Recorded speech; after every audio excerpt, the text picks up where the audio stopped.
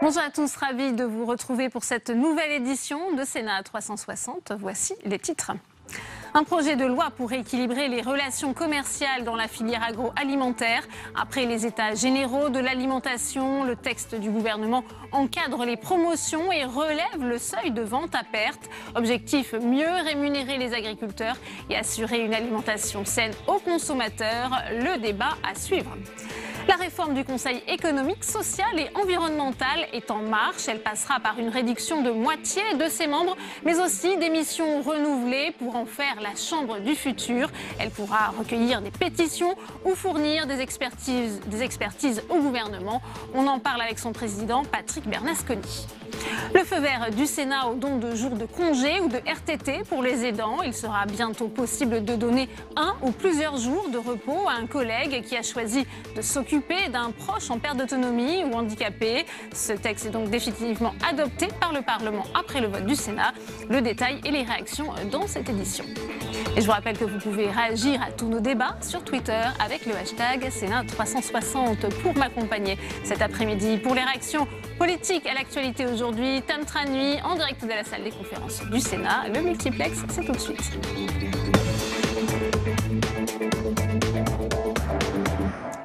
Mais avant de développer tous ces titres, le CSA a tranché. Le Conseil supérieur de l'audiovisuel a décidé de retirer son mandat à Mathieu Gallet, le PDG de Radio France. Il a été condamné le 15 janvier pour favoritisme lorsqu'il dirigeait l'INA. Le gouvernement avait d'ailleurs réclamé son départ, lui-même refusé de démissionner. On va tout de suite retrouver Tam Tra Nuit pour une première réaction avec vous, le sénateur La République En Marche de Haute-Seine, André Gattolin. Oui, André Gattolin, l'un des spécialistes du dossier. Vous avez été le co-auteur d'un rapport remarqué sur l'audiovisuel public. Vous êtes l'auteur d'une proposition de loi également sur ce sujet. Et tout d'abord, votre réaction à la révocation par le CSA de Mathieu Gallet. Est-ce que c'est une surprise et est-ce que c'est une bonne décision pour vous ? Une surprise, de toute façon, il n'y avait pas beaucoup d'issues. Il y avait deux possibilités. Soit c'était une décision de Mathieu Gallet lui-même de démissionner. Il s'y était refusé assez fermement.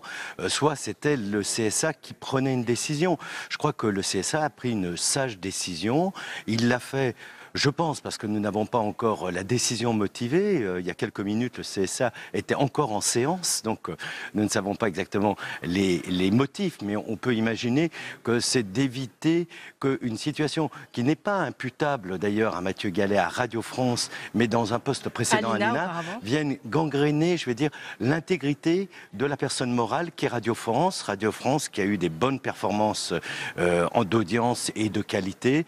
Donc on a senti le risque, le CSA qui l'avait nommé, je le rappelle à l'unanimité, quelque part, a décidé effectivement d'inverser la tendance. Est-ce que ce sont les avocats de Mathieu Gallet qui le disent?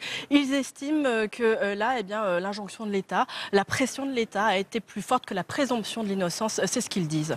Mathieu Gallet avait fait appel. Écoutez, moi j'ai lu les attendus du jugement de la Cour de Créteil.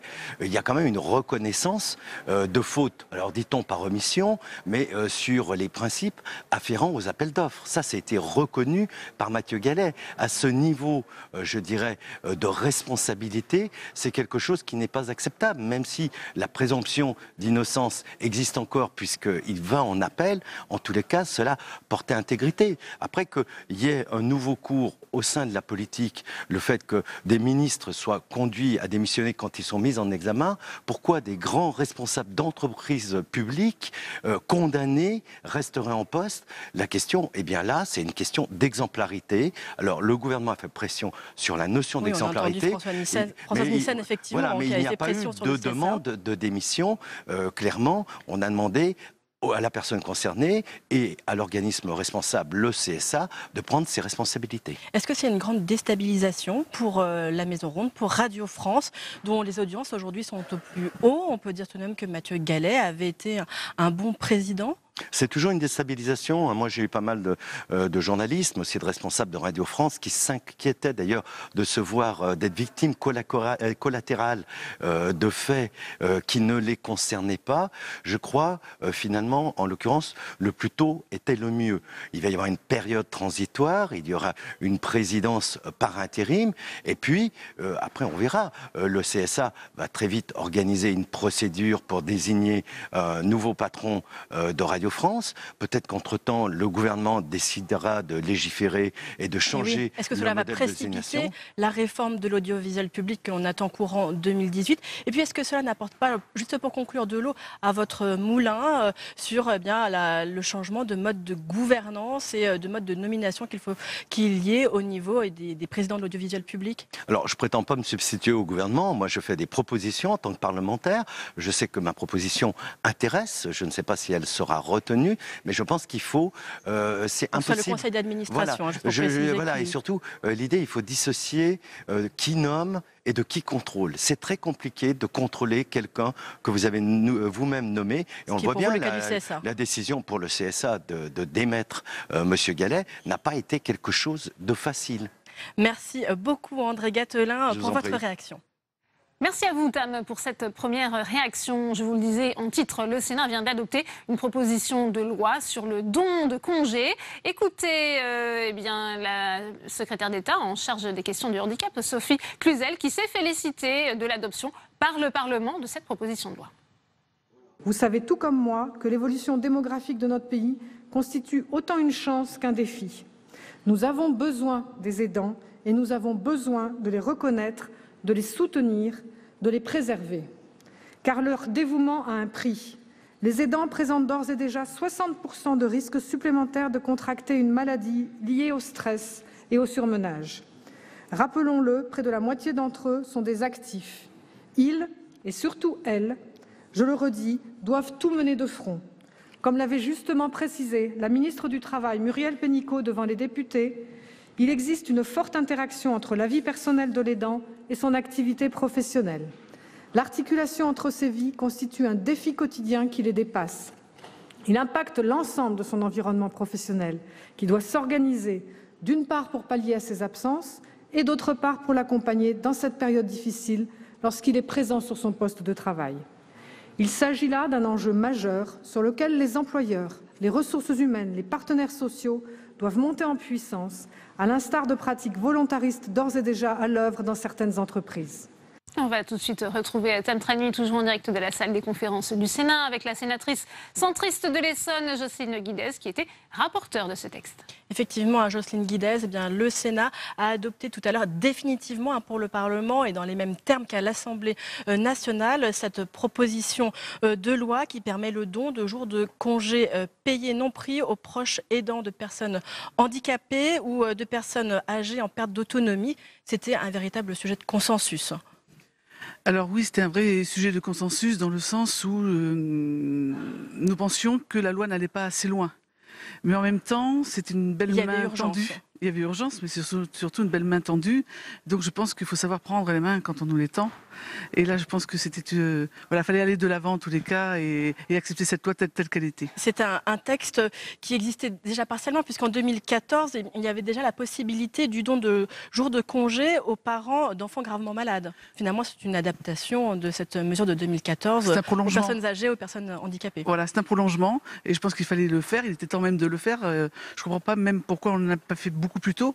On aurait pu le faire déjà en même temps. Bien sûr. Bien sûr, et c'est pour ça que je pense qu'aujourd'hui, il faut poser les choses pour aller beaucoup plus loin et réfléchir, et puis uniformiser les aidants et uniformiser aussi ceux que l'on veut aider, c'est-à-dire le handicap, les personnes âgées et pourquoi pas l'enfant malade. C'est une réforme beaucoup plus ambitieuse qu'il faut.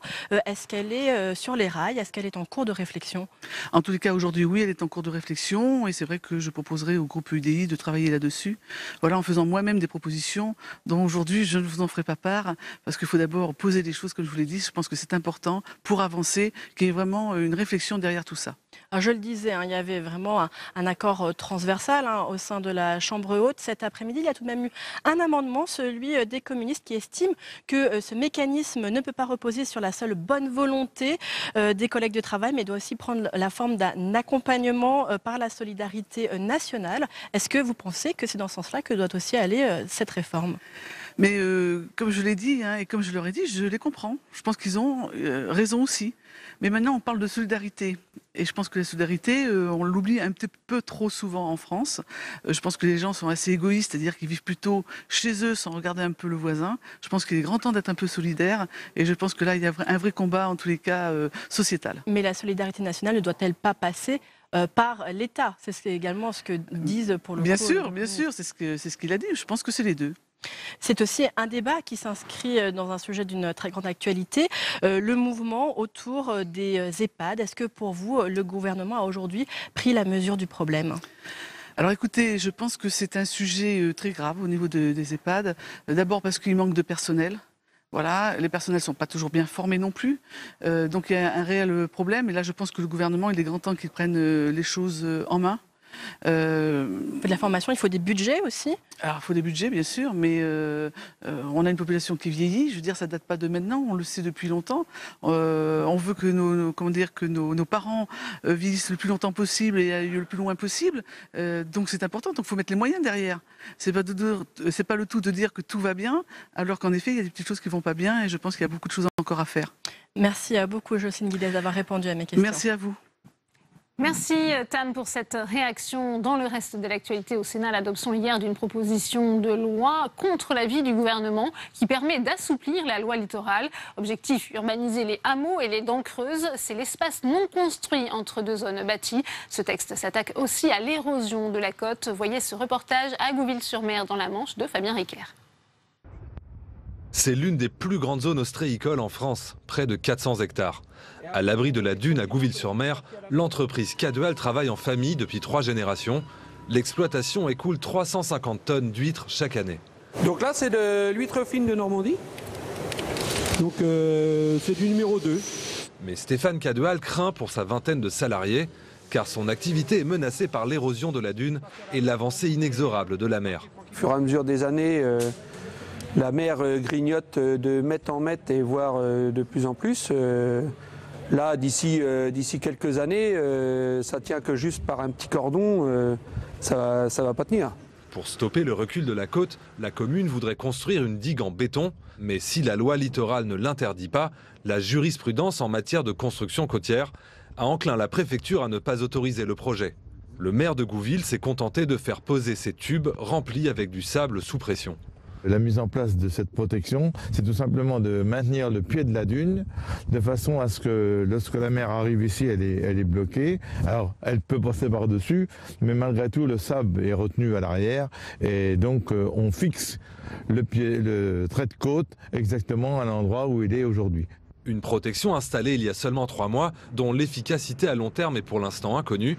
Faire barrage à la mer pour préserver l'activité. Selon le maire, l'ostréiculture ferait vivre 500 familles sur la zone. Pour cette militante écologiste, pourtant, il s'agit d'un combat perdu d'avance. Il faut réfléchir quand c'est possible, et c'est le cas justement à Gouville-sur-Mer par rapport aux enjeux en présence, de penser à un repli stratégique qui correspondrait aussi à une gestion sur le long terme, parce qu'on ne peut pas continuellement agir avec une certaine urgence et se dire que, enfin voilà, de quoi demain sera fait. Ni les ostréiculteurs ni le maire de Gouville ne veulent entendre parler de relocalisation pour l'instant. Face à la montée de la mer, le législateur s'empare du sujet. Une proposition de loi du Sénat sur le littoral prévoit notamment une meilleure indemnisation des populations menacées par l'érosion des côtes françaises. Et cette proposition de loi qui a donc été adoptée hier par le Sénat, c'est Michel Vaspart, sénateur LR des Côtes-d'Armor, qui est entre autres à l'initiative de ce texte. On va d'ailleurs le retrouver au micro de Tam Tranui. Oui, Michel Vaspart, la proposition de loi dont vous êtes l'auteur qui a été adoptée hier revient sur la loi littorale de 1986. Elle tente de l'assouplir. Quels étaient les problèmes posés par cette loi qui date de 30 ans?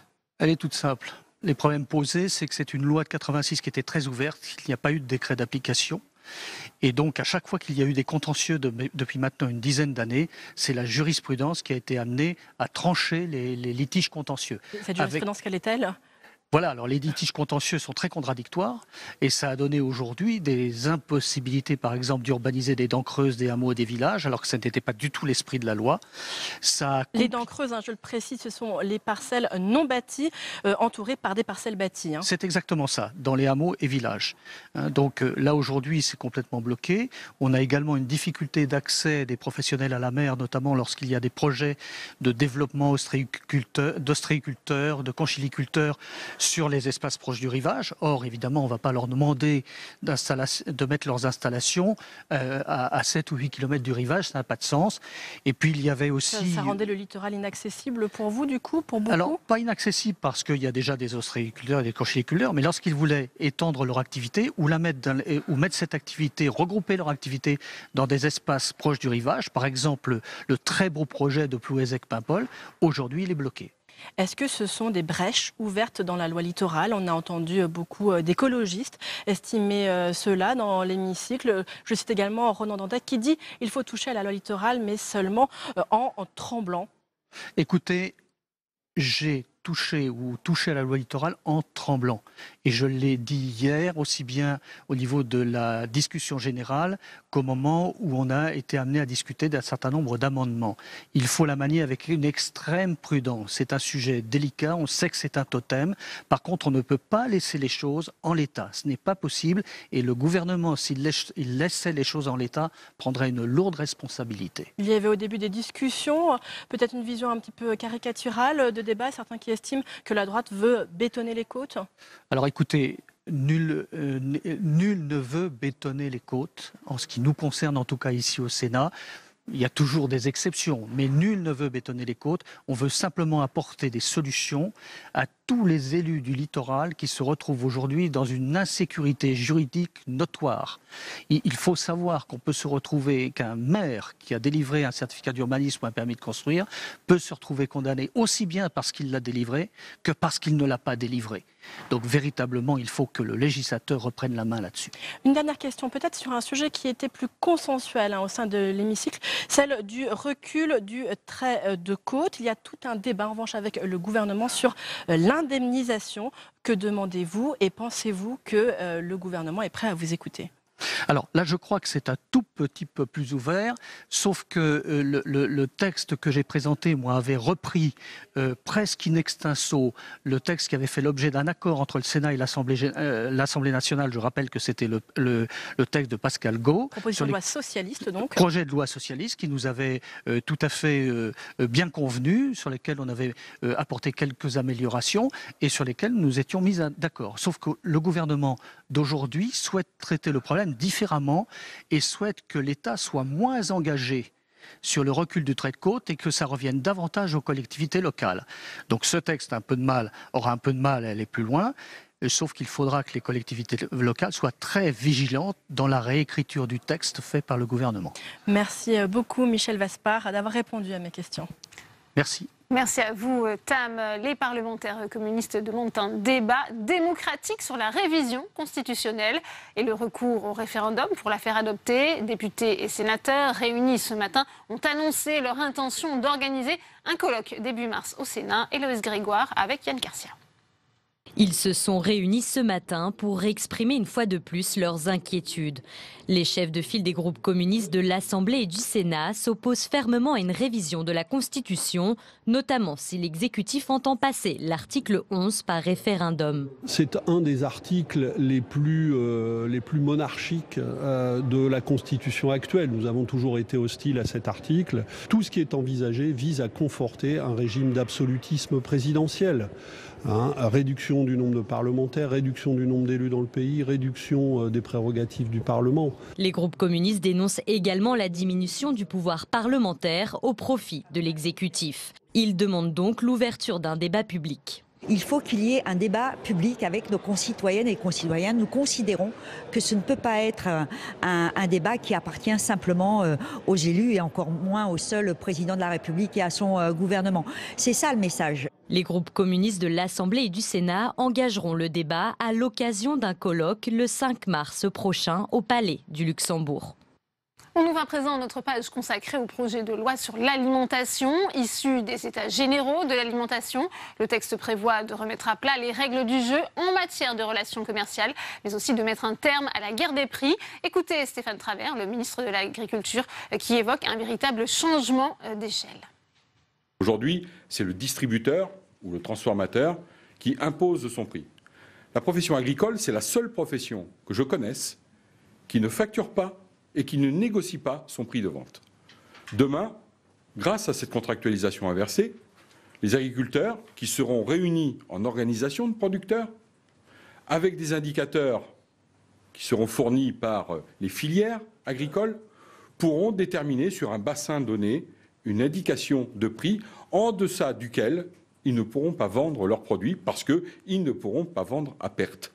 Et donc cela leur permettra d'avoir des exploitations plus compétitives, de pouvoir investir, mais de pouvoir négocier dans la contractualisation aussi des garanties sur des volumes, des garanties sur un cahier des charges qui estimera une qualité de produit à fournir. Et nous aurons de facto des négociations commerciales qui se passeront différemment de ce qu'elles se passent aujourd'hui. Et pour trouver un équilibre des relations commerciales dans la filière agroalimentaire, le gouvernement propose donc 2 mesures phares, l'encadrement des promotions et la revalorisation du seuil de revente à perte. Objectif, assurer un revenu décent aux agriculteurs. Jérôme Rabier. C'était l'objectif principal des États généraux de l'alimentation, rééquilibrer le rapport de force entre producteurs et distributeurs pour un meilleur revenu des agriculteurs. Plusieurs articles du projet de loi vont en ce sens, comme le relèvement de 10% du seuil de revente à perte ou de l'encadrement des promotions. 2 mesures que le gouvernement veut faire passer par ordonnance, mais que certains élus jugent insuffisantes. D'un côté, 4 centrales d'achat qui s'entendent pour acheter, en face d'elles une multitude d'agriculteurs et d'industries agroalimentaires qui n'ont absolument pas le droit de se parler. Donc si on veut rééquilibrer le rapport de force, il faut déjà qu'on laisse la possibilité à ceux qui vendent de pouvoir aussi s'entendre sur la capacité de protéger leurs prix.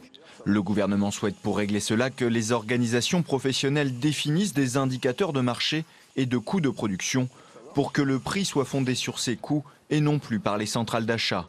Mais pour Henri Cabanel, le problème de base ne sera pas réglé. La stratégie de la guerre des prix de la grande distribution n'est pas réglée. Donc si elle n'est pas réglée, qui va payer ? Est-ce que, de nouveau, ce sera toujours l'agriculteur qui va avoir des prix encore plus bas ou est-ce que ce sera donc le consommateur qui va payer plus cher ? On ne le sait pas. D'autres mesures du projet de loi prévoient des ordonnances pour dissocier les activités de conseil et de vente des produits phytosanitaires comme les pesticides. Un volet sur la lutte contre le gaspillage alimentaire est également prévu, comme l'objectif d'atteindre en 2022 50% de produits locaux dans la restauration collective publique, dont 20% de produits bio. Enfin, sur la question du bien-être animal, le projet de loi ne prévoit pas l'installation de caméras de surveillance dans les abattoirs, mais un contrôle renforcé et des sanctions alourdies en cas de maltraitance.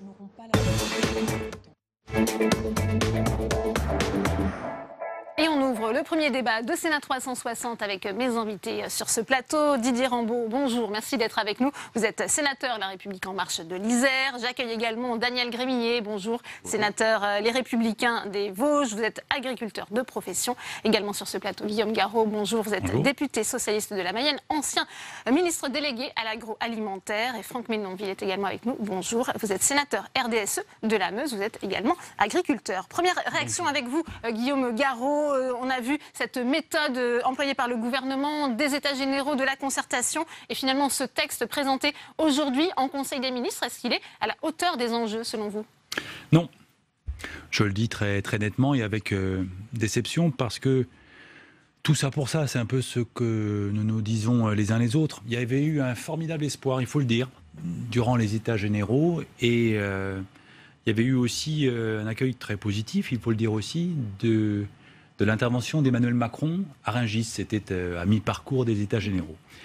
Ce qu'on constate aujourd'hui, en lisant les dispositions du projet de loi, c'est qu'on ne tient pas les promesses de ces États généraux. Hélas, parce qu'il y avait beaucoup de propositions, il y avait eu beaucoup d'énergie, beaucoup de travail qui avait été déployé. Et on se retrouve avec un texte qui, par certaines dispositions, bien sûr, sera utile. Qu'est-ce qui ne va pas dans ce texte? Sera utile. Il manque une vraie vision. Je trouve qu'il manque une vraie vision sur l'avenir de notre agriculture et ce que nous voulons en particulier pour notre assiette. Donc la politique que nous voulons pour notre alimentation. Le président de la République, Emmanuel Macron, avait parlé de transition agricole, pointant en particulier les enjeux en termes de santé, en termes d'environnement. Et ça, c'est très important parce que c'est au cœur des préoccupations des Français et l'actualité récente nous l'a montré. Malheureusement, lorsqu'on regarde le projet de loi aujourd'hui, il n'y a rien de tout cela. Alors, je le redis, sur la question du revenu des agriculteurs, il peut y avoir des dispositions très intéressantes. Nous verrons ce qu'il en est réellement et dans le détail du relèvement de ce qu'on appelle le seuil de revente à perte. Mais en même temps, il ne faut pas tout attendre. Ce n'est pas une solution magique, le relèvement du seuil de revente à perte. Et on sait très bien que le revenu des agriculteurs ne peut pas dépendre uniquement de cette disposition. Il faut, au-delà de tout ça, travailler sur la montée en gamme, il faut travailler sur la régulation des productions au plan européen. Des agriculteurs, peut-être un peu moins à celles des consommateurs. Je ne suis même pas sûr. Non, je ne suis même pas sûr que ça réponde aux attentes des agriculteurs parce qu'eux-mêmes étaient membres des États généraux et je pense qu'aujourd'hui, ils partagent la même déception. On va faire réagir les autres invités, si vous voulez bien. Daniel Grémillet, comment avez-vous accueilli ce texte? Bon, écoutez, avec le recul et l'expérience, j'ai connu les assises, j'ai connu du développement agricole. En l'espace de 30 ans, chaque gouvernement, quelles que soient ses sensibilités, a cru inventer un système miraculeux pour mieux équilibrer ses relations commerciales. Je dis ça parce que n'oublions pas que le législateur, en l'espace de 25 ans, a changé plus de 15 fois les réglementations, a fait évoluer les réglementations.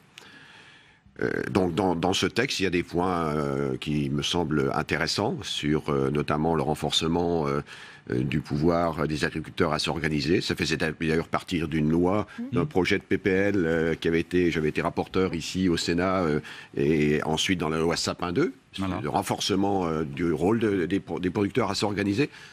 Un point important, mais il faudra voir ensuite, parce que c'est quand même un texte franco-français, un point aussi important, c'est la capacité aux interprofessions à parler entre elles, on va y discuter, venir, oui.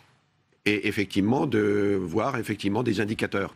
Mais quand je dis ça franco-français, il faut être sûr que ça passe la barre de Bruxelles sur la concurrence.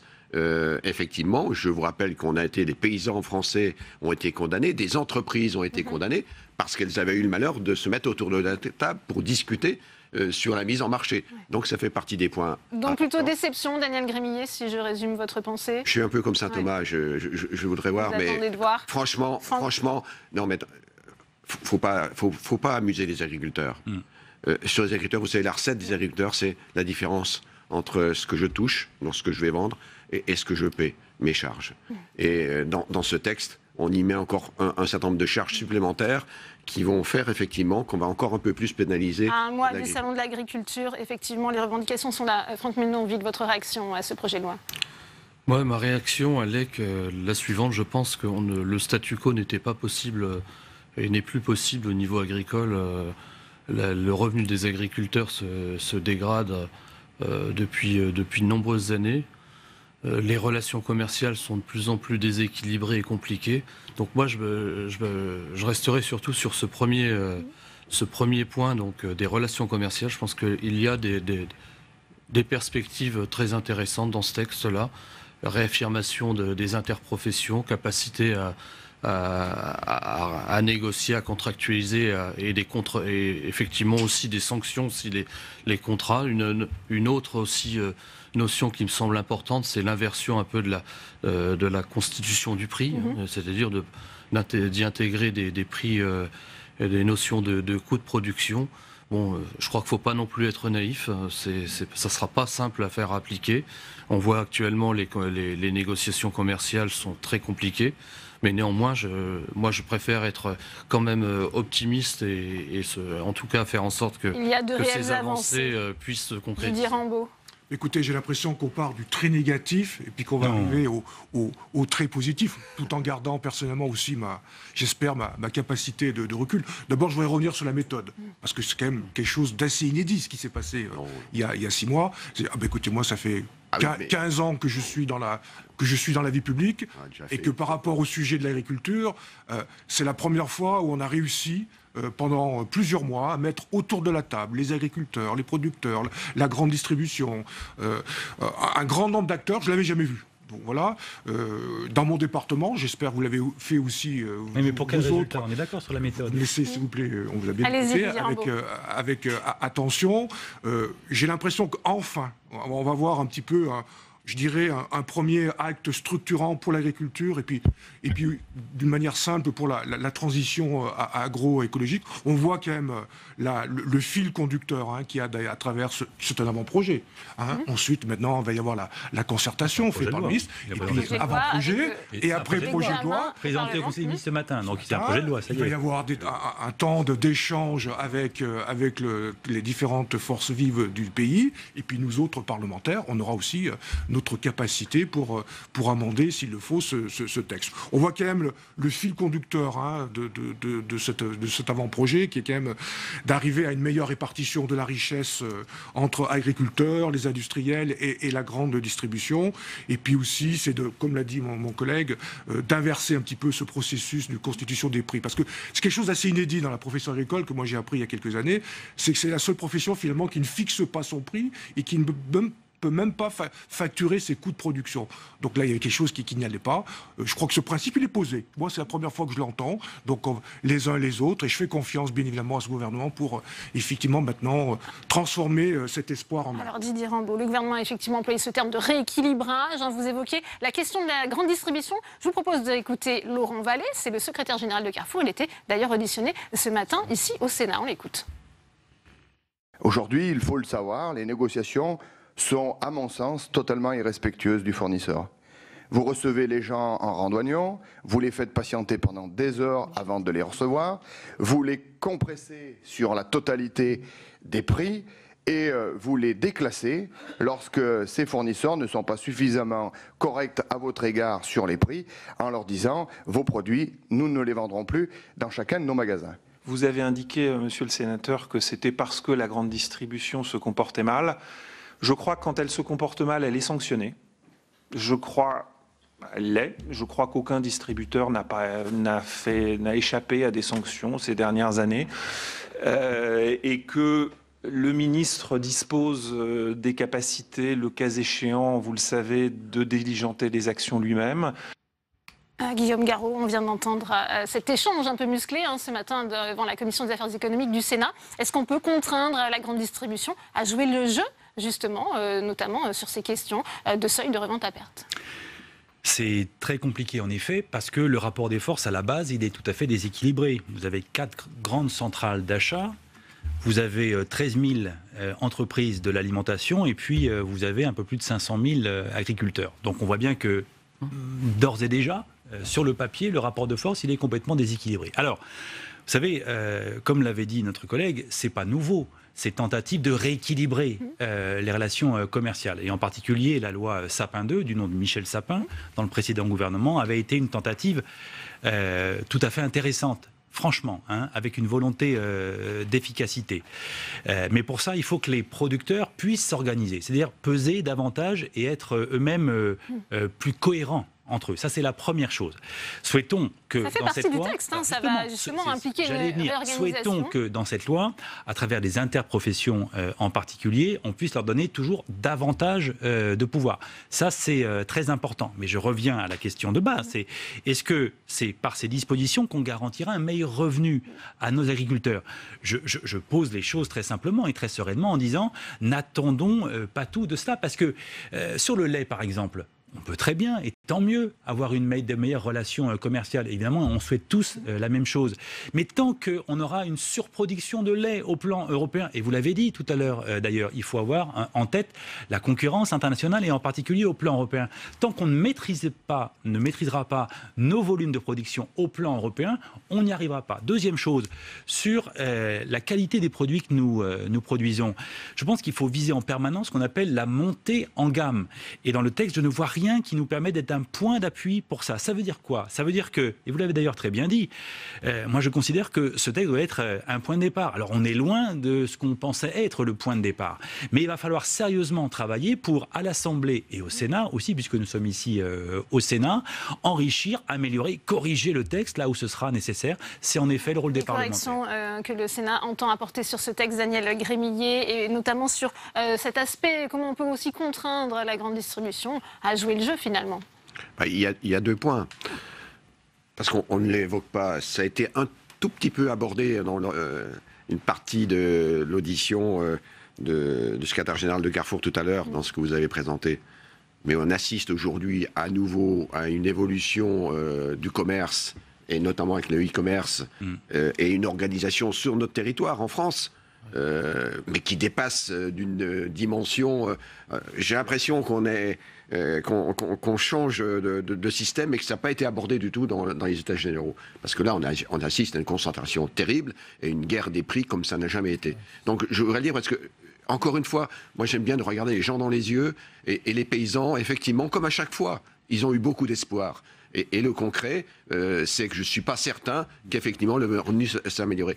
Ne tremblez pas avant d'avoir la fièvre. C'est pas une histoire. Vous savez, il faut être lucide. Il faut être lucide. Il faut être lucide et regarder les choses concrètement. Et le concret, c'est quoi? Écoutez, je vous invite l'un et l'autre, peut-être. Permettez-moi d'aller où? Permettez-moi d'aller au bout. L'humilité, si ça n'a pas marché ces 30 dernières années. L'humilité, elle peut être dans les deux sens. Oui, tout à fait. Je suis pas en part. Merci. Moi, je vais vous dire 2 remarques. Il faut être cohérent dans ce qu'on dit et ce qu'on fait. Je vous rappelle qu'on est dans l'Europe, dans la zone euro. Et il ne s'agirait pas non plus que le système à la française, franco-français, qui n'a pas été partagé au niveau communautaire, devienne vraiment un ballon d'oxygène terrible pour les produits venant d'à côté de chez nous, qui ne sont pas dans les mêmes contraintes de production. N'oublions pas que la France fait le choix d'alourdir les contraintes, les charges des agriculteurs. Et puis un autre aspect. La France, aujourd'hui, négocie au niveau du CETA, négocie au niveau du Mercosur. Et là, on va accepter de faire rentrer des produits qui ne sont pas dans les conditions de contraintes nouvelles qu'on met. Que la société... On a sous-estimé cet aspect, Franck Menonville, cette possible distorsion de concurrence, justement, avec notre nouveau système induit par ce projet de loi vis-à-vis de nos voisins européens. Moi, je pense que ce projet de loi est intéressant sur un certain nombre de marchés et d'organisations locales. Notamment, on en parlait, des produits dans certaines gammes, notamment les produits laitiers, carnés, etc. Je pense qu'on peut arriver, avec ce texte de loi, à essayer d'améliorer le revenu des agriculteurs par une meilleure négociation commerciale, un meilleur équilibre des marges. Moi, je le pense. Par contre, il faut bien se le dire, il y a tout un pan de marché aussi de notre agriculture qui, là, de toute façon, n'est pas du tout dépendant de ces négociations commerciales et qui, moi, je suis par exemple céréalier, je pense que on peut essayer d'organiser ce que l'on veut, c'est malgré tout le cours mondial, un certain nombre d'indicateurs de prix qui feront le marché. Donc, moi, je pense que sur ce texte, il y a une réelle capacité, je pense, à améliorer les choses si on s'en donne les moyens et si on cesse cette guerre qui tire tout le monde vers le bas, de guerre des prix dans la grande distribution. Mais ça sera, faut bien se le dire, ça va pas être... là, j'avais un chiffre que je voyais ce matin, par exemple, c'est la restauration hors domicile, collective, etc. C'est 7 milliards de repas. Je pense que c'est sur ces 7 milliards de repas, la puissance publique, le législateur peut essayer de tirer un petit peu la montée en gamme et la valorisation des produits agricoles. Mais ça sera, je crois qu'on ne peut pas promettre non plus...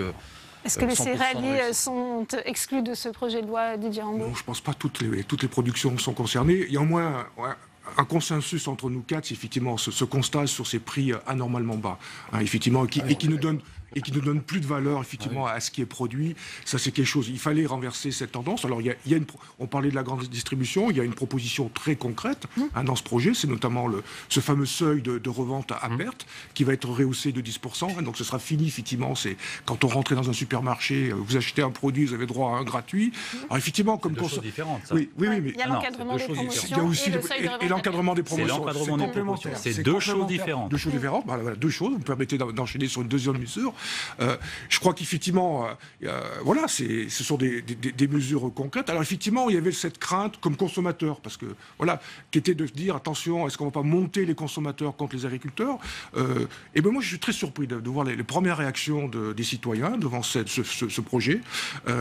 J'entendais un sondage ce matin. Aujourd'hui, plus de 70% des Français sont prêts à payer plus cher, effectivement, leurs produits, à partir du moment où la retombée ira directement pour le revenu des agriculteurs. Et pourtant, Didier Rambaud, vous évoquiez cette seconde mesure, celle qui concerne l'encadrement des promotions. On a vu ces images dans les supermarchés, Intermarchés, sur les promotions Nutella. On voit bien, Guillaume Garot, je disais ces images sur ces promotions Nutella, pour ne pas citer la marque. Est-ce que vous pensez que là, le projet de loi s'attaque réellement à ce problème ? En tout cas, on a bien vu, parce que vous avez raison de dire que dans les sondages, lorsqu'on interroge les Français, ils nous disent oui, je veux bien payer plus cher pour avoir davantage de qualité. Ça, c'est ce que les gens disent. Mais on voit aussi, mais on voit aussi, on voit aussi qu'il y a une vraie question de pouvoir d'achat. Bien évidemment, et ça vous pouvez pas le nier. Ça vous pouvez pas le nier. Et moi, j'ai été aussi attentif aujourd'hui à la réaction des consommateurs et de leurs associations, les organisations de consommateurs qui disent leur inquiétude par rapport au projet de loi, qui disent attention, soyons extrêmement vigilants sur les prix ensuite qui seront pratiqués par les grandes surfaces dans les rayons. Donc ça signifie quoi? Ça veut dire que d'une part, le projet de loi ne règle pas, en tout cas ne garantit pas une amélioration du prix payé aux producteurs, malgré le relèvement du seuil de revente à perte. Première chose. Mais d'autre part, il ne faudrait pas qu'au final, ce soit le consommateur qui soit appelé à payer plus cher, parce qu'aujourd'hui, on a quand même, dans notre pays, rappelons-le, c'est quand même une évidence, mais ça fait du bien de l'entendre, un problème de pouvoir d'achat pour un très grand nombre de Français. Et on l'a vu le week-end dernier avec cette promotion Nutella. Ça veut dire beaucoup de choses aujourd'hui sur le niveau de vie de millions de Français. Et vous êtes quand même d'accord qu'il faut revoir les prix pour les agriculteurs? Bien sûr. C'est au détriment des consommateurs, Daniel Grémillet. Fatalement, il y aura une conséquence aussi. Mais bien sûr, mais est-ce que c'est au consommateur, est-ce que c'est aux producteurs, ou est-ce que c'est aux grandes surfaces aujourd'hui, dont on connaît quand même les résultats et les résultats économiques quand même. Donc là, il y a peut-être également. Bien sûr. Est-ce que ça va se faire au détriment du consommateur qui paiera plus cher ces produits, ces nouvelles dispositions? Là aussi, en ayant auditionné il n'y a pas très longtemps des responsables de la distribution, quand on sait qu'il y a un tiers des Français qui font leurs courses à l'euro près, nous avons un devoir de vigilance. Et je reviens à l'objectif, effectivement, on ne peut pas continuer d'avoir des femmes et des hommes dans les campagnes qui vivent dans des conditions avec des revenus tels qu'on est aujourd'hui.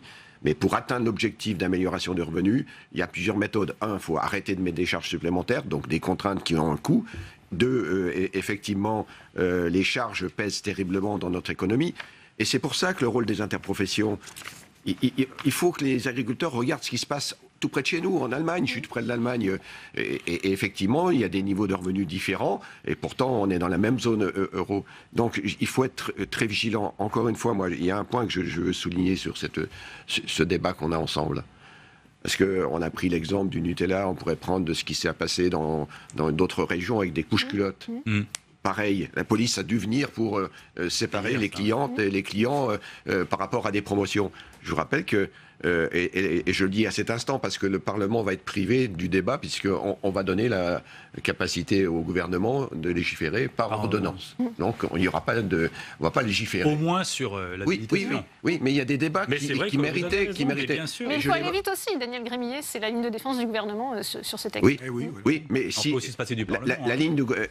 C'est dans la Constitution. Donc, voilà, c'est un outil qui est payé. Allez-y, Daniel Grémillet. Je répondais à Guillaume Garot. Mon propos n'est pas de critiquer. Mon propos, c'est que je veux dire à cet instant, et j'ai la chance de pouvoir le dire ici, c'est que effectivement, dans l'encadrement qui est proposé, que ce soit le seuil de revente à perte ou la promotion, je vous rappelle qu'au niveau des promotions aujourd'hui, on est plutôt à 30%, le texte il va dire 34%, mais ça veut rien dire. Fixe la limite, à 34%.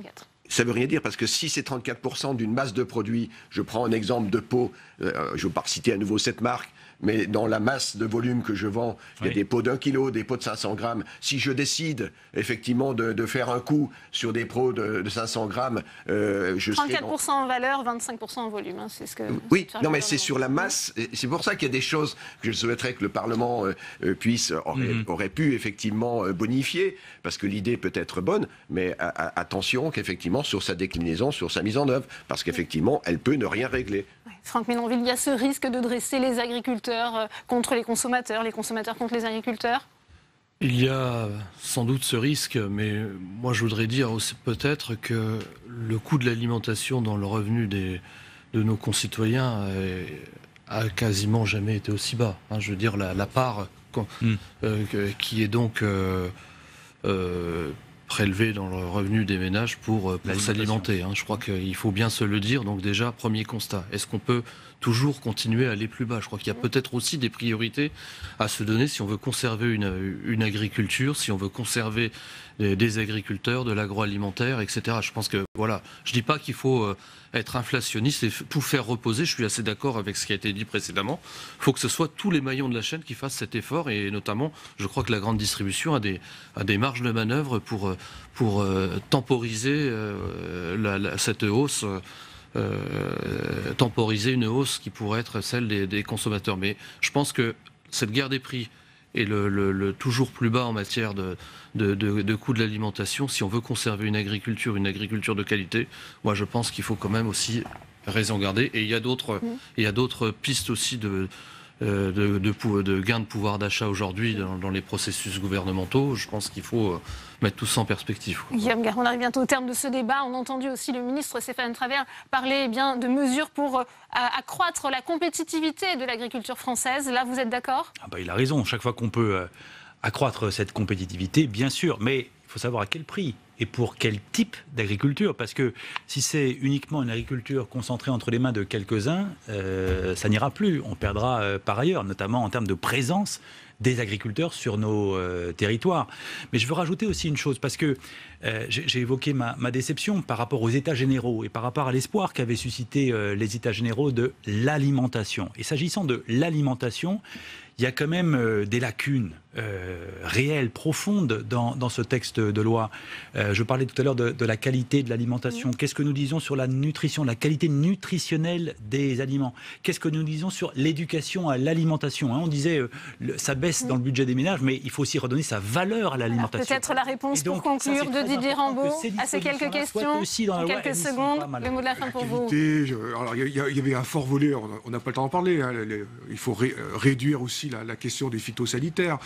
Tout à l'heure, on a parlé de la restauration collective, publique. Voilà une occasion, effectivement. Plus de 7 milliards de repas aujourd'hui distribués hors foyer. C'est un immense marché pour, effectivement, la production locale. On pourrait aussi parler de la question du gaspillage alimentaire. Alors, certaines collectivités aussi ont pris un certain nombre d'initiatives, des départements. Je crois ça fait partie du projet. Il faudra aussi l'amplifier parce qu'il y a aussi une éducation à l'alimentation. Ça, c'est vrai. Eh bien, merci à Didier Rambaud, merci à vous Daniel Grimier, merci Guillaume Garot, merci Franck Menonville. Dans le reste de l'actualité, aujourd'hui, le Conseil économique, social et environnemental va devenir la chambre du futur. Hier, lors de ses vœux au corps constitué, Emmanuel Macron a annoncé une réforme en profondeur de cette institution. Cela passera par une diminution de moitié du nombre de ses membres, mais aussi la possibilité de recevoir des pétitions citoyennes. Samia Dechir. Dans le grand chantier des réformes institutionnelles qui s'annonce, le Conseil économique, social et environnemental est en première ligne. Emmanuel Macron l'a annoncé hier. Pour renforcer le rôle du CESE, il veut réduire de moitié ses effectifs, qui devraient passer de 233 à 116 ou 117 membres. Je souhaite que nous puissions faire du CESE ce canal privilégié de la participation des Français à la décision publique et devenir ainsi la chambre du futur. Un discours qui ne suscite pas vraiment l'enthousiasme au Sénat. Les parlementaires craignent une confusion des rôles entre le CESE et le Parlement. Le Parlement est composé d'élus. Le Conseil économique et social joue un rôle utile, mais il est composé de personnes qui sont nommées, qui sont désignées par diverses instances. Il joue un rôle consultatif qui est précieux. Mais les assemblées du futur, ce sont l'Assemblée nationale et le Sénat, bien sûr. Pour renforcer le rôle du CESE, Emmanuel Macron propose de lui déléguer les consultations publiques gouvernementales sur les lois économiques, sociales et environnementales. Là encore, les sénateurs ne sont pas convaincus. Il serait déjà peut-être plus pertinent que le gouvernement lise les rapports du CESE qui sont très souvent excellents et s'en inspire. Donc on a tendance à réinventer des choses alors même que c'est la pratique de l'exécutif qui devrait s'amender tant à l'égard du CESE que du Parlement. Parmi les autres pistes de réforme du CESE, Emmanuel Macron propose de lui confier des missions d'expertise indépendantes. Il veut aussi en faire le réceptacle des pétitions citoyennes. À partir de 500 000 signatures, le CESE serait chargé de les transmettre au gouvernement et au Parlement. Et on va tout de suite retrouver Tam Trani en direct de la salle des conférences pour une réaction à ces propositions de réforme du CESE avec le sénateur La République En Marche, Richard Yung. Richard Yung, nous avons donc fait réagir vos collègues de droite et de gauche aux annonces d'Emmanuel Macron concernant la réforme du Conseil économique, social et environnemental. Et certains estiment que cette chambre du futur qu'il appelle de ses voeux, elle existe déjà et que c'est le Parlement. Est-ce que vous n'êtes pas d'accord ? C'est pas tout à fait la même chose. D'abord, c'est pas nouveau. Emmanuel Macron avait annoncé la couleur pendant sa campagne présidentielle, à la fois sur la réduction du nombre de sénateurs, de députés, également, il avait très clairement dit qu'il allait modifier en profondeur le Conseil économique, social et environnemental, à la fois en diminuant le nombre de gens et en lui donnant un rôle plus important. Est-ce qu'il faut donner réellement un rôle plus important à cette Assemblée qui aujourd'hui est assez décriée? Comment faut-il la réformer? Bon, je crois qu'elle est décriée par des gens qui ne la connaissent pas. Je crois que tout le monde reconnaît que le travail qui est fait est excellent et c'est un des rares endroits de France où les salariés et les employeurs travaillent ensemble. Et Dieu sait qu'on en a besoin. Donc, moi, je pense qu'il y a une valeur ajoutée, Conseil économique et social, qu'il faut qu'on utilise plus et mieux. Alors, parmi les pistes de l'exécutif, il y a l'idée que le CESE puisse organiser des consultations publiques sur tout projet de réforme, aussi qu'il devienne le réceptacle des pétitions citoyennes. Est-ce qu'il faut bien rebâtir le pont entre les politiques publiques qui sont menées et les citoyens? Ah, ça, toujours. Ça, c'est toujours. Bien sûr, c'est en partie le travail des députés, ou également celui des sénateurs, faire le lien, mais tout ce qui permet de le rendre plus fort est bon, puisque, comme vous savez, il y a une certaine défiance aujourd'hui des citoyens vis-à-vis de l'action politique. Alors après, les pétitions, comment ça va marcher? Le système existe déjà, c'est pas nouveau. Il y a peut-être eu deux pétitions, mais aucune n'a vraiment abouti, pour des raisons qui m'échappent, mais qui sont... Voilà. Enfin, est-ce que le Parlement n'est pas déjà en train d'essayer de davantage consulter les citoyens? On l'a vu au Sénat sur un certain nombre de projets de loi avec l'ouverture de contributions en ligne, etc. Et est-ce que finalement ce rôle ne peut pas être dévolu à des assemblées élues plus qu'à des assemblées nommées? Alors, ça, comme vous avez raison de le dire, moi je travaille sur la PPL, le projet de loi sur les PME, et nous sommes en pleine consultation publique sur Internet, et on est à 45 000, je crois, réactions, réponses, donc ça prouve que ça... Mais l'un n'empêche pas l'autre, et si il y a, comment dirais-je, un mécanisme de pétition citoyenne qui fonctionne, oui, moi je suis favorable. Et une toute dernière question, il y a un serpent de mer qui revient depuis des dizaines d'années, c'est l'histoire de la fusion du Conseil économique, social et environnemental et du Sénat, de Gaulle au rapport Bartolone, il en avait été question. Là, on n'en a pas parlé pour une fois, est-ce que c'est pour vous enterrer? Écoutez, je crois que oui, l'histoire a montré que ce n'était pas une très bonne idée, et le général de Gaulle lui-même a dû s'en aller, donc je crois que personne ne reprend cette idée-là. Merci beaucoup, Richard Yung, d'avoir répondu à mes questions. Merci à vous, Tam. Et justement, Patrick Bernasconi, président du CESE, est notre invité. Le face-à-face, c'est tout de suite.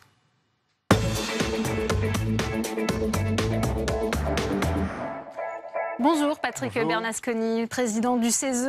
Aujourd'hui, le CESE peut être saisi par le gouvernement, par les présidents de l'Assemblée nationale ou du Sénat pour donner son avis sur de futures lois. C'est d'ailleurs obligatoire pour tout ce qui est projet à caractère économique, social, environnemental. Vous pouvez aussi répondre à des pétitions qui rassemblent 500 000 signatures. Finalement, que va changer la réforme que veut Emmanuel Macron? D'abord, je crois profondément dans ce qu'a pu dire le président de la République hier soir. Il a d'abord réaffirmé le rôle des corps intermédiaires par rapport à la société civile. Et évidemment, ce rôle est essentiel. On retrouve à l'intérieur du CESE l'ensemble des organisations dites de la société civile organisée, et on retrouve tout type d'associations et d'organisations. Donc il a d'abord réaffirmé cette place essentielle.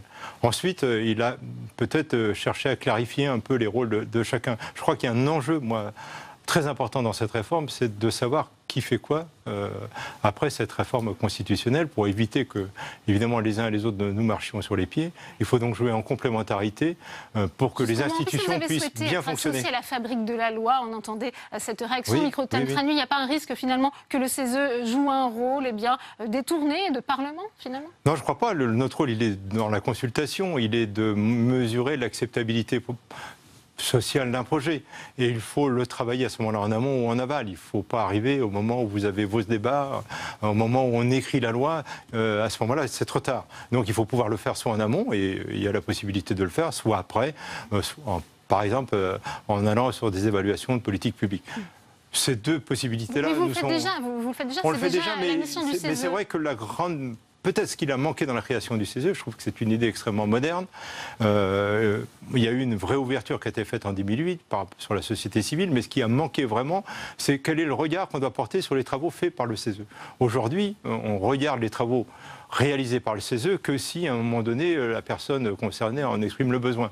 Il faut qu'on ait un regard plus institutionnel, donc être plus inclus dans la fabrique de la loi. Il faut, par contre, que ça trouve sa bonne place et sa bonne position pour ne pas ralentir le processus, évidemment, et avoir une certaine efficacité. Vous allez vous-même formuler des propositions pour être acteur de cette réforme. C'était aussi un moyen de répondre à toutes ces velléités, ça a été rappelé, de suppression ou de fusion du CESE? Depuis l'annonce faite par le président de la République au mois de juillet, nous avons travaillé évidemment aux nouvelles missions du CESE. On a évoqué le sujet de la fabrique de la loi, on a évoqué le sujet que le CESE pourrait être ce lieu où sont traités, où l'on capte, je dirais, les sensibilités des citoyens de cette société civile, où on est capable de traiter les pétitions dans une sorte peut-être de déminage de ces sujets et surtout de construction, je dirais, pour permettre à des citoyens engagés de trouver une traduction plus institutionnelle. On a la possibilité de le faire. Donc ce contact très direct avec le citoyen, on peut l'amplifier. On est la seule assemblée, par exemple, à pouvoir incorporer les citoyens dans nos propres travaux. Et ça, on peut le faire. C'est une facilité qui nous est donnée, à nous de nous en saisir et justement de créer cette vraie respiration dont a besoin, à mon avis, les deux autres assemblées et leur permettre de mieux avancer sur les projets de réforme. C'est que le chef de l'État a souhaité aussi diminuer de moitié le nombre de ses membres. Lors du congrès de Versailles, il avait parlé plutôt d'un tiers. Vous avez été surpris par cette annonce ? Non, parce que quand vous regardez le discours du président de la République, il évoque une population un peu différente. En Versailles, on parle du tiers et on est en symétrie par rapport aux autres assemblées. Lorsqu'il évoque le sujet hier soir, il l'évoque de façon un peu différente. Il évoque deux populations qui sont au CESE. Une première population que sont les conseillers, qui sont les membres actifs, qui ont le droit de vote, et puis une autre population que sont les personnalités associées.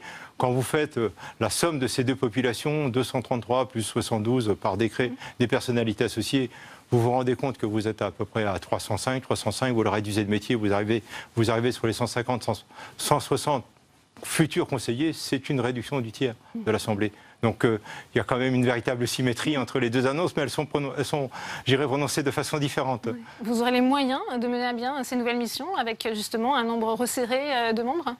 C'est tout l'enjeu de la réforme. Nous allons bien sûr évoquer ce sujet-là avec le gouvernement, les pouvoirs publics. Moi, je ne doute pas qu'une fois qu'on aura défini les missions, les nouvelles missions, on aura les moyens de les exercer. Moi, je pense que ça se fera de façon assez naturelle.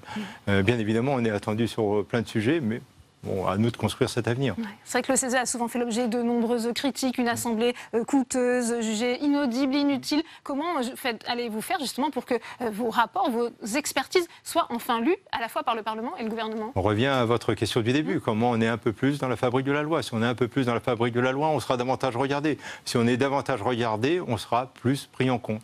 Et donc il y a évidemment un véritable sujet de ce côté-là. Il faut avoir un lien plus institutionnel avec les deux autres assemblées, dans une bonne complémentarité des deux assemblées. Elles y sont prêtes, à la fois l'Assemblée nationale et le Sénat, à cette complémentarité? Je pense que c'est de l'intérêt de tous. C'est l'intérêt général qu'à un moment donné, les outils qui font cette démocratie puissent fonctionner correctement ensemble. Nous ne sommes pas de même nature. Il y a un système représentatif avec l'Assemblée nationale et le Sénat ayant une véritable vision territoriale. Nous sommes la représentation des corps intermédiaires. Une bonne démocratie, pour pouvoir fonctionner, elle a besoin de ces deux jambes, un système de représentation et un système de corps intermédiaire. Une démocratie moderne, c'est cela. Et beaucoup de pays dans le monde sont en train de vouloir nous copier. On est démarché aujourd'hui par la Birmanie, par le Vietnam, par le Chili, par les pays baltes, par la Guinée, par la Côte d'Ivoire, pour créer des conseils économiques, sociaux, environnementaux et leur permettre de faire en sorte que les corps intermédiaires, qui parfois s'opposent violemment à l'extérieur, puissent discuter, trouver une idée, un consensus et un compromis, et donc dégager l'intérêt général. Et c'est nécessaire pour pouvoir piloter évidemment une démocratie. Un outil comme le CESE, c'est un facteur de paix, et un outil de démocratie, il faut le considérer comme tel. Je voudrais qu'on revienne à la question des pétitions, puisque depuis 2010, une seule a dépassé les 500 000 signatures. Elle demandait l'abrogation du mariage pour tous. Le CESE, à l'époque, avait répondu qu'il était incompétent pour contester une décision politique. Là, comment voyez-vous les choses? Il y avait surtout une difficulté. Le sujet était en discussion dans les deux assemblées, et c'était difficile pour le CESE de s'en saisir à ce moment-là. Aujourd'hui, on a décidé de travailler différemment et de répondre à cet enjeu. Et il est important de pouvoir y répondre positivement. Donc, ce que l'on a fait, nous, dans un premier temps, c'est qu'on a mis en place un comité de veille de ces pétitions sur les différents réseaux. Et donc, du coup, on a déjà traité de pétitions en ligne. On a traité le sujet sur les déserts médicaux et on est en train de traiter une autre pétition sur la fin de vie. Donc on a mis en place un autre processus pour pouvoir permettre à des citoyens engagés de trouver une sortie plus institutionnelle. L'enjeu de la réforme, justement, ça sera de passer de cette version physique à une version numérique avec une plateforme dédiée, et puis d'avoir une sortie institutionnelle, soit un débat parlementaire, soit une reprise par les pouvoirs publics. C'est tout l'enjeu de la réforme qui est à venir. Quel va être le mode de nomination des membres du CESE pour avoir justement cette expertise indépendante dont parlait hier le chef de l'État? Alors, les membres du CESE sont nommés par les organisations, donc il faut bien définir la cartographie du CESE, de façon à avoir une bonne représentation de la société civile organisée. Après, l'expertise, c'est un autre sujet. C'est-à-dire comment on nourrit les travaux du CESE pour disposer du matériau nécessaire pour produire nos rapports et avis. Cette expertise, elle doit être indépendante. Donc voilà, il y a à regarder comment on peut aller chercher cette expertise, comme un cercle extérieur au CESE, mais qui peut nous nourrir. Et là, il y a une véritable réflexion que l'on doit mener pour avoir accès à des experts indépendants, reconnus comme tels, et pas, je dirais, et pas sous l'influence de lobbies. Donc là, il y a un véritable enjeu, mais pour l'ensemble de la démocratie. Alors, est-ce que cela doit se faire sous forme d'un conseil qui aurait été créé? Est-ce qu'on doit utiliser les institutions qui existent, comme l'Académie des sciences? Est-ce que derrière, on peut faire appel à des experts scientifiques que l'on pourrait évidemment dédommager pour faire telle ou telle étude? Voilà, toutes les possibilités seront regardées. L'important, et là le président de la République l'a dit, c'est de pouvoir faire appel à des experts incontournables, reconnus comme tels et indépendants. Vous avez été cité hier par le président de la République qui a souligné la qualité de vos propositions. On a eu l'impression peut-être que d'un côté il y avait le bon élève, le CESE, et puis peut-être un petit tacle, si je puis dire, au président des deux assemblées qui, eux, rechignent un peu à se réformer de l'intérieur. Comment avez-vous vécu cette remarque ? C'est toujours agréable, évidemment, de saluer l'engagement et le travail qui a été accompli. Moi, c'est cela que je retiens. C'est-à-dire, depuis le début de la réforme, on s'est engagé dans un processus positif par rapport à la réforme. C'était pour nous une chance aussi de faire gravir une marche supplémentaire au CESE en termes de reconnaissance et d'efficacité. On a décidé de s'en saisir avec l'ensemble des organisations membres du CESE. On a arrêté un projet qui réponde à ces enjeux. Et je pense que c'est l'effort collectif de tous qui a été souligné hier. Pour le reste, je ne ferai pas de commentaires. Merci beaucoup, Patrick Bernasconi, d'être venu sur ce plateau. Dans le reste de l'actualité, aujourd'hui au Sénat, un débat sur les véhicules autonomes. Quel avenir, quel impact sur l'économie, mais aussi quels sont les enjeux légaux. Avant d'en débattre avec mes invités, voyez ce reportage réalisé à Lyon à bord de Navly. C'est une navette sans chauffeur. Samia Dechir. Voilà un an qu'elle arpente le quai Rambaud à Lyon. Navly, c'est une navette électrique sans chauffeur. Elle dessert 5 arrêts le long de la Saône sur un trajet de 1,3 km dans l'écoquartier de la Confluence. Cette expérimentation est le fruit d'un partenariat entre la société Navly, l'opérateur de transport Keolis et la métropole de Lyon. Nous sommes ici dans un quartier, on va dire, quasi sans voiture. Nous avons pris soin, dans la façon d'imaginer le quartier, que la place de la voiture soit réduite au minimum. Mais bien évidemment, il faut pour cela proposer des services alternatifs. Et donc, Navya fait partie des explorations que nous conduisons avec ce principe de navette sans chauffeur. Navly répond à ce qu'on appelle la problématique du dernier kilomètre. En l'occurrence ici, celui qui sépare le terminus du tramway et la pointe de la presqu'île. Mais la plupart des riverains que nous avons croisés continuent de faire le trajet à pied. Par rapport au petit trajet que j'ai besoin de faire, ça vaut pas le coup. J'aimerais bien l'apprendre, mais comme elle n'est pas accessible aux poussettes, alors... Pourtant, en un an, Navly a transporté 22 000 personnes. Ce sont en fait surtout les curieux et les touristes qui montent à bord. C'est la première fois que je prends cette navette et c'est vrai que je trouve ça très commode et très écologique. Comme ils sont là pour visiter, on a pu aller jusqu'au bout des quais et revenir en navette, donc c'est sympa. Pour attirer ceux qui travaillent sur les quais, l'entreprise lyonnaise Navya, qui commercialise la navette, a mis en place une application de géolocalisation. Les gens qui sont à leur bureau, ils peuvent regarder leur application et savoir dans combien de temps est la prochaine navette à un arrêt. Et donc descendre au moment opportun. Équipé de capteurs pour éviter les obstacles, ce concentré de technologie vaut tout de même 260 000 €. Un coût élevé compensé par des faibles frais de fonctionnement qui n'effraient donc pas les opérateurs. On parle de moins d'une dizaine d'années quant à la généralisation de ce type de véhicule. Nous, ce qui est sûr, c'est qu'on voit en termes de vente, nos ventes grossissent de plus en plus et le délai de vente, on va dire, se réduit de plus en plus. Il y a vraiment une volonté des villes d'avoir ce nouveau type de solution. Une soixantaine de navettes circulent aujourd'hui dans le monde, à Lyon, Paris ou encore Las Vegas. Plusieurs grandes métropoles françaises sont également sur les rangs.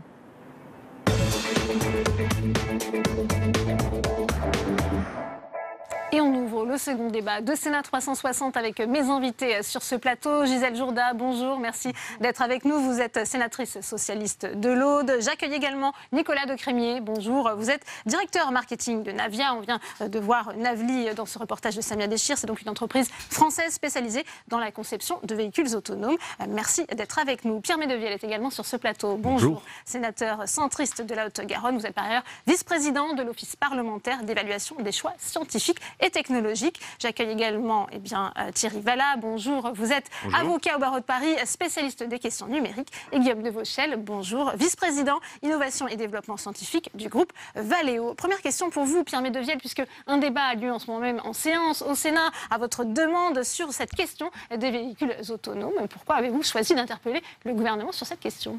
Je pense que c'est un sujet d'avenir, mais d'avenir proche, d'avenir immédiat. En tant que vice-président de l'OPEX aussi, nous avons évoqué ce sujet et surtout on voit là une solution à la transformation de nos zones urbaines, que ce soit Lyon, Paris, Marseille ou Toulouse dans mon cas, avec le problème du véhicule thermique, je crois qu'il empoisonne la vie au propre et au figuré de nos concitoyens. Et on voit vraiment dans l'avènement du véhicule autonome des navettes une solution écologique pour transformer les centres urbains en trouvant un bon moyen d'articulation. Justement, je crois qu'il faut, Madame Borne, la ministre, le préciser aussi, s'appuyer sur l'existant, les métros, les tramways, etc., et trouver un système d'articulation pour irriguer peut-être les artères et trouver une solution satisfaisante pour tous les habitants dans les centres-villes qui leur éviterait d'avoir recours en véhicule thermique. Gisèle Jourda, c'est vrai qu'on peut avoir une certaine fascination pour ces véhicules du futur. C'est aussi une solution écologique, ça a été rappelé par Pierre Méléviel. Absolument, c'est une solution donc écologique d'une part, mais surtout une solution pour le mieux vivre de nos concitoyens. Aujourd'hui, on ne peut plus se permettre de vivre donc avec donc des véhicules qui aujourd'hui sont quelque part dépassés et source de pollution. Nous devons de nous tourner vers l'innovation et vers l'avenir. Donc, ce dossier sur lequel nous avons travaillé, ce rapport que nous avons commis dans le cadre de la Commission des affaires européennes du Sénat, parce qu'il y a une portée nationale, mais il y a une portée européenne, puisque nous sommes confrontés à des difficultés de législation. Et nous, sénateurs, voilà, et d'harmonisation, nous, législateurs, nous devons de regarder cet aspect pour pouvoir faire donc correspondre les évolutions techniques et aller vers ces villes donc, qui vont être avec des voies de circulation dédiées aux véhicules autonomes, mais sans oublier les véhicules qui vont être donc équipés et qui ne seront pas totalement donc autonomes, mais qui vont être énormément assistés, comme nous les connaissons déjà. Donc il faut qu'il y ait l'interconnectivité, et il faut absolument que nos entreprises puissent donc évoluer sur ces voies de devenir. D'ailleurs, notre rapport portait un titre, donc c'est le futur imminent, c'est-à-dire que nous devons travailler à la fois dans le présent et dans le futur. Avant de vous donner la parole, messieurs, je vous propose justement d'écouter Elisabeth Borne, qui était en séance il y a un instant. Elle a rappelé les objectifs du gouvernement en la matière. On l'écoute. Mon ambition, celle du gouvernement, c'est d'abord de construire un cadre légal et réglementaire qui permettra la circulation en toute sécurité des véhicules automatisés de série avant la fin du quinquennat.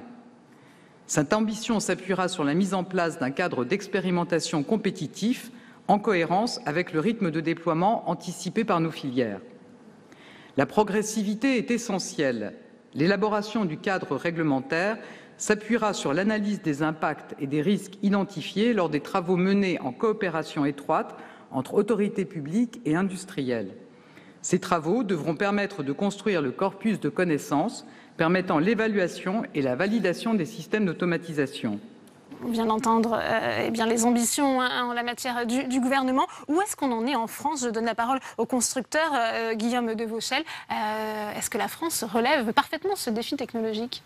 Absolument. Il y a à la fois des constructeurs d'automobiles qui seront de plus en plus automatisés. Il y a aussi des constructeurs de navettes qui sont finalement un autre type d'objet, puisque les navettes pourront très rapidement être complètement autonomes, c'est-à-dire sans chauffeur.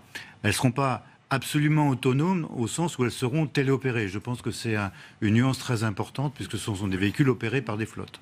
Pour le véhicule de Monsieur Tout-le-Monde, il y a 3 types de fonctions qui seront très rapidement sur le marché, on va dire vers 2020. Les manœuvres de parking automatique, déjà très largement répandues. Des manœuvres d'assistance aux embouteillages du type périphérique parisien, donc des voies où il n'y a pas de piétons, pas de feux rouges, pas de véhicules qui viennent en sens inverse, mais où il y a des millions d'heures perdues, je vais dire, presque par jour. Donc il y a une vraie valeur. Et puis enfin, un 3e type d'infrastructure sur les autoroutes, même si la vitesse est élevée. En France, les autoroutes ont une infrastructure très bien marquée, avec une bande d'arrêt d'urgence. Donc ça permet de rouler complètement en automatique sur les autoroutes. Donc ça, c'est important pour les transports de personnes, mais aussi pour les transports de biens, et notamment pour les camions sur les autoroutes, puisqu'on sait que là, les principales causes d'accidents correspondent à des erreurs humaines, d'endormissement, etc. Donc là, on peut estimer que les capteurs, les systèmes, eux, vont rester vigilants pendant tout le trajet. On viendra à cette question des accidents. Nicolas Decrémy, il y a aussi cet aspect transport en public. Est-ce qu'on peut s'attendre à des équipements généralisés sur tout le territoire ? Alors effectivement, c'est aujourd'hui ce qu'on commence à déployer à travers le monde. Navia a déjà plus de 60 véhicules déployés. On opère au quotidien, donc on parlait justement des villes comme Paris, Lyon, d'autres homologues également qui opèrent sur Toulouse pour la France. Donc on est déjà dans une réalité qui, justement, de par le cadre réglementaire, doit continuer d'évoluer pour permettre la démocratisation de ces solutions, puisque c'est bien l'adoption par les usagers et par le grand public que vont se faire justement l'arrivée et l'émergence de ces véhicules et de ces solutions. Maître Vallat, on vous a invité parce qu'il y a effectivement beaucoup de questions qui se posent autour du cadre réglementaire et législatif.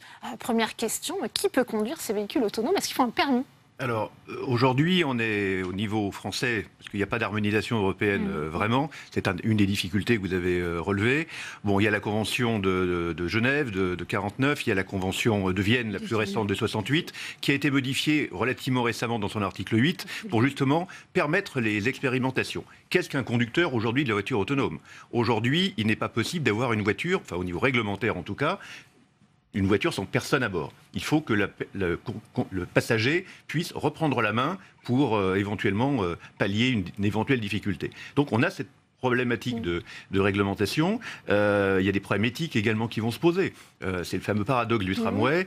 Qui va-t-on sauver en matière d'accident? Donc des problèmes d'assurance, des problèmes de responsabilité. Est-ce que c'est le constructeur, le fabricant de l'intelligence artificielle ou le passager lorsqu'il reprend la main, justement? Qui va être le conducteur? Les Américains sont beaucoup plus en avance que nous. Ils ont, en septembre 2017 de mémoire, c'est le Self-Drive Act qui est intervenu. Les Allemands également, nos amis allemands, depuis le mois de mai 2017, ont beaucoup travaillé, notamment aussi au niveau de l'éthique. Pas de critères de race, pas de critères de sexe également. Donc c'est vraiment des choses sur lesquelles il faut réfléchir. Et il y a des problèmes de cybersécurité, des données personnelles. Qui est un problème à mon sens majeur. Absolument. Parce que là, on ne peut pas aborder les questions, donc, puisque au départ, le véhicule donc, autonome, c'est surtout une protection par rapport à la sécurité routière, pour éviter et limiter le nombre d'accidents. Mais à un certain moment donné, donc, avec des véhicules connectés, des véhicules qui vont donc être en réseau, il faut absolument protéger ces données personnelles et notre rapport le met bien en valeur. C'est une donnée juridique à laquelle on ne peut pas se démettre. Votre rapport est extrêmement complet et je vous en félicite parce qu'il a vraiment balayé, à mon sens, les problématiques essentielles. Sur les enjeux effectivement sécuritaires, on voit aussi qu'il y a des réticences. Certains doutent de la fiabilité de ces véhicules autonomes. Vous savez, oui, c'est toujours pareil en France. Nous sommes un pays des moines copistes qui refusaient déjà l'imprimerie. Donc rien de nouveau de ce côté, mais l'enjeu, je crois, est majeur. Bon, c'est une course. Valeo, vous le savez, nous avons affaire à des concurrents qui ont beaucoup de moyens, qui vont très vite.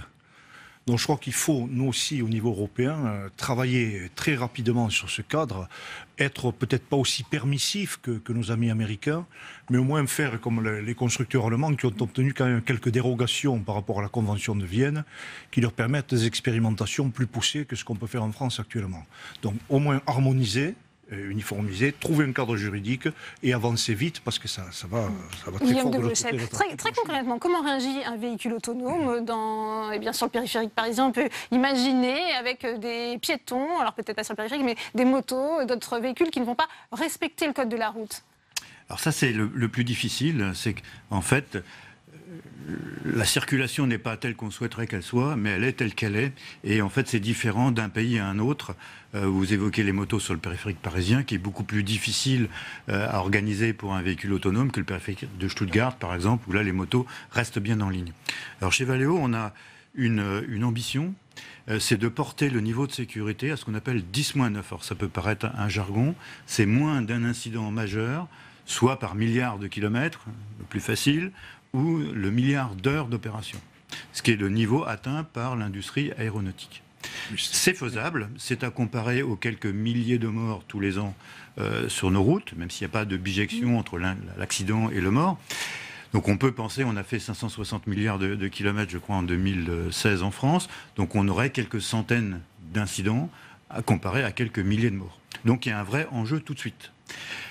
Alors, de ce côté-là, les industriels, et notamment Valeo, on a développé un système qu'on appelle une triple redondance. C'est-à-dire qu'il y a 3 natures de capteurs différentes qui voient la scène de manière différente. Donc une caméra voit très très bien les piétons, mais peut être éblouie. Un radar voit très très bien les vitesses relatives, c'est le fameux effet Doppler. Et puis un scanner place tous ces objets dans l'environnement. C'est un gros calculateur qui vous permet de prendre les décisions toutes les 5 millisecondes. Et là, c'est très important parce qu'en fait, un accident ne vient jamais subitement ou très très rarement subitement. Il y a souvent un enchaînement de mauvaises décisions. Et c'est en ça que le véhicule autonome sera beaucoup plus performant qu'un homme. D'abord, la perception est quasi immédiate. On parle de millisecondes et pas de secondes. Et ensuite, la décision va être logique toutes les 5 millisecondes. Et là, la probabilité d'aboutir à une situation où effectivement il n'y a plus de choix acceptables devient extrêmement faible. Donc moi, je suis très confiant qu'à des vitesses faibles, en ville, et c'est là où le véhicule autonome prend tout son sens. C'est ce que vous diriez, effectivement, Nicolas de Crémier, la fiabilité, la sécurité, pour l'instant, elle est à 100%. C'est ce qu'on voit déjà aujourd'hui, de par les différentes expérimentations qu'on a, à faible vitesse, effectivement, le risque est vraiment minimisé. Maintenant, il faut qu'on continue à travailler. On le voit d'ailleurs de par les expérimentations qu'on va lancer cette année avec un robot-taxi dans 3 villes dans le monde. Là, on va passer une étape additionnelle, toujours au sein de la ville. Et là, il faudra qu'on travaille, bien évidemment, sur l'aspect réglementaire pour ces véhicules-là, mais également sur la partie d'infrastructure. On en parlait tout à l'heure dans votre rapport également, c'est un sujet abordé. Les infrastructures, puisque les véhicules, maintenant, doivent pouvoir et sont déjà équipés pour communiquer avec les infrastructures, mais il faut que les infrastructures routières elles-mêmes soient équipées pour communiquer. Voilà. En termes de responsabilité, en cas d'accident, où en est-on justement de la législation? Alors, la législation est extrêmement éparse et hétérogène, puisque pour les uns, ça va être plutôt le constructeur qui va être normalement le responsable. Enfin, en France, c'est le conducteur aujourd'hui, ou le gardien, hein, c'est la loi de 85 qui aujourd'hui s'applique, mais qui va être le conducteur lorsque c'est l'intelligence artificielle qui va être aux commandes? Est-ce que ça va être celui qui est passager, celui qui aura repris par inadvertance la main? Est-ce que c'est celui qui dormira à l'arrière? Ou est-ce que c'est le fabricant de l'intelligence artificielle qui aura été défaillante et qui n'aura pas su déceler au dernier moment un obstacle? Donc on a un vrai problème. Les Américains ont une conception des choses, les Allemands en ont une autre. C'est pour ça qu'il est extrêmement important que l'harmonisation européenne intervienne au plus vite pour justement ne pas freiner le développement de ce merveilleux... Car c'est la responsabilité du constructeur aussi qui peut être... Alors ce qu'on voit aujourd'hui, quand même, je me permets d'intervenir, ce qu'on voit aujourd'hui, et Waymo, donc filiale de Google, a pris ce parti-là, qui est celui également de Navia, qui est de ne plus avoir de cockpit, ni de volant, ni de pédale. C'est-à-dire que c'est bien la machine, et donc plus l'homme qui pourra intervenir, c'est bien la machine qui, à terme, devra pouvoir interagir elle-même avec l'environnement, et donc, par ce fait-là, prendre la responsabilité au-delà de l'humain. C'est pas un phénomène totalement nouveau. Oui. Aujourd'hui, quand vous freinez en urgence, vous avez un ABS, un ESP, qui font qu'en fait, celui qui prend la décision, c'est pas à votre pied sur la pédale, mais le calculateur qui décide de... Donc finalement, ça a été, après quelques réticences initiales, ça a été très bien accepté. Je pense que le grand public et la réglementation met en évidence les avantages du système électronique. Est-ce qu'il y a une évolution des mentalités plutôt favorable, Pierre Médevielle, sur ce sujet? Un sondage estime bien que 3 automobilistes sur 4 pensent que les véhicules autonomes deviendront une réalité, sans toutefois assumer complètement l'idée d'acheter un véhicule autonome. Oui, vous savez, c'est un objet plaisir, le véhicule. Et quand on parle de véhicules autonomes, les gens pensent qu'ils vont devenir passagers, qu'ils vont perdre le plaisir de conduire. C'est que le sondage de la Sofres fait apparaître. Mais bon, il y a une évolution quand même dans la voiture d'il y a 20-30 ans qui était un objet personnel, presque une résidence secondaire, avec l'inamovible de Saint-Christophe, les photos de famille, quelques effets personnels. Aujourd'hui, on voit dans le cadre des nouvelles mobilités, on voit des voitures qui restent sur les parkings d'aéroports qui sont louées. La voiture devient un objet, un moyen de transport. C'est plus le joujou dont on rêvait, avec des formes, joujou de sport ou autre. Donc, on va, je crois, il y a eu des réticences par rapport aux régulateurs de vitesse, il y a eu les histoires chez Renault. On y est aujourd'hui, comme le disaient ces messieurs, ces solutions existent déjà sur les véhicules, les régulateurs de vitesse adaptative. On peut vraiment ne plus toucher aux pédales sur des centaines de kilomètres. Alors, moi, je dirais que le plaisir de conduite ne disparaît pas, il se déplace. Je pense que personne ne regrette le starter, le plaisir de se faire conduire, manuel, etc. Et en fait, on va trouver, moi je suis même le réutilisateur d'un véhicule presque autonome et électrique, on va retrouver un plaisir extraordinaire, l'absence de bruit, l'absence de... Oui. Voilà, et on va profiter de son système audio, on va profiter du paysage, etc., de manière très différente d'aujourd'hui. Et il ne faudrait surtout pas voir l'usage du véhicule autonome comme dans la continuité de l'usage du véhicule d'aujourd'hui. C'est un élément nouveau de société. Ça remplacera les véhicules autonomes, les véhicules plaisir de se faire conduire, conduire, de se faire amener à bon port. Moi, je souhaiterais, à ce stade du débat, amorcer cette dimension sociale et les questions que ça pose. Et je ne souhaiterais pas que ce débat s'achève sans qu'on parle de la dimension sociale. Parce que ce soit en matière de fret routier, nous avons parlé de la conduite, nous avons parlé des navettes, mais de transport des personnes, ça veut dire que nous allons avoir une mutation de société et une mutation dans les emplois. Et je ne voudrais pas qu'il y ait, pour ceux qui nous écoutent, un doute par rapport, donc, nous le disons dans notre rapport, nous avons pris cette dimension humaine donc, en compte, puisque les emplois vont se substituer. On va avoir, avec les véhicules autonomes, des créations d'emplois d'ingénieurs, de techniciens supérieurs. En revanche, disparaîtront certainement, donc, au fil des générations, les chauffeurs routiers tels qu'on les connaît aujourd'hui, mais l'automatisation qui va avec les véhicules autonomes, puisqu'on parle par exemple en termes de fret routier, de robots qui vont charger les camions, donc pour pouvoir donc gagner en temps, mais en sécurité aussi. Je crois qu'il y a un plus, mais il ne faut pas oublier donc cette dimension à la fois sociale, pour les personnes qui sont concernées, qui se disent mais qu'est-ce que nous allons devenir, surtout dans le contexte que nous vivons, et avec la précarisation de l'emploi, je crois qu'on est sur d'autres perspectives et qu'il ne faut pas donc abandonner cet aspect donc de la question du véhicule autonome. Mais c'est vrai que ça fait toujours un petit peu peur quand le robot ou la machine remplace finalement l'homme. Vous évoquiez la disparition de certaines professions. Il y a aussi la question des mécaniciens qui se pose. L'apparition de nouvelles professions aussi. Il faut vivre avec son temps. Alors, on y travaille.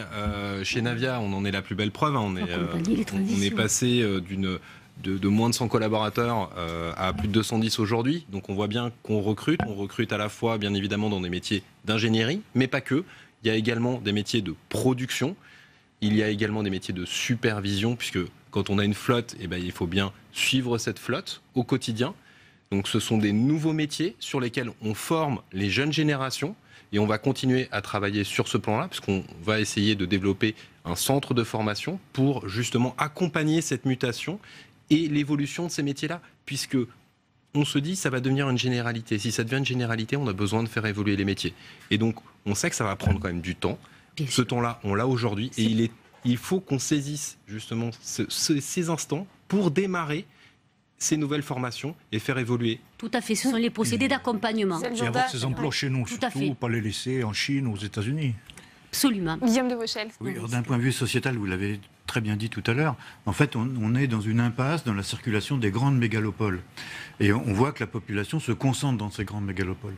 Et quelque part, l'association entre transport collectif, navettes, véhicules autonomes, redonne de l'oxygène sans investissement massif de la part de l'État ou des collectivités, puisque quelque part, pour un véhicule individuel, c'est chacun qui finance son véhicule.